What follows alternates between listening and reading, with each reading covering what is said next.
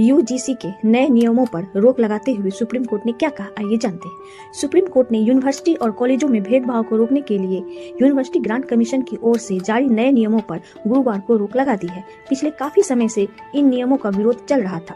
Supreme court ने कहा कि UGC promotion of equity regulation 2026 के प्रावधानों में प्रथम दृष्टया अस्पष्टता है और इसके दुरुपयोग की अधिक संभावना है। कोर्ट ने इन नियमों को लागू होने पर फिलहाल रोक लगा दी है और सुझाव दिया है कि विशेषज्ञों की एक समिति इन नियमों में खामियों को भरने के लिए विचार कर सकती है। भारत में कॉलेजों और विश्वविद्यालयों में भेदभाव रोकने के लिए यूनिवर्सिटी ग्रांट कमीशन या यूजीसी ने 13 जनवरी 2026 को नए नियम जारी किए थे। ये नियम इसी विषय पर जब 2012 में लागू किए गए नियमों की जगह जारी किए गए थे। शीर्ष न्यायालय ने कहा कि फिलहाल 2012 में यूजीसी के बनाए गए नियम ही लागू रहेंगे।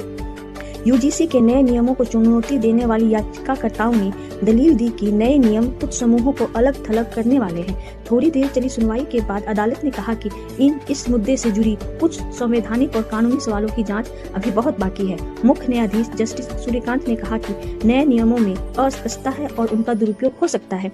उन्होंने भारत के सॉलिसिटर जनरल तुषार मेहता से कहा कि वह अदालत को एक विशेषज्ञों की समिति का सुझाव दे जो इस मुद्दे की जांच कर सके। प्रधान न्यायाधीश ने यह भी कहा कि यूजीसी को इन याचिकाओं पर अपना जवाब दाखिल करना चाहिए। जहां 2012 के नियमों में भेदभाव की बात की गई थी, वहीं 2026 में लाए गए संशोधित नियमों में भेदभाव की परिभाषा में जाति आधारित भेदभाव को जोड़ा गया है। नए नियमों के मुताबिक जाति आधारित भेदभाव का मतलब सिर्फ जाति या जनजाति के आधार पर अनुसूचित जाति या अनुसूचित जनजाति और अन्य पिछड़े वर्गों के सदस्यों के विरुद्ध किया जाने वाला भेदभाव है। नए नियमों के तहत हर विश्वविद्यालय और कॉलेजों के समान अवसर दे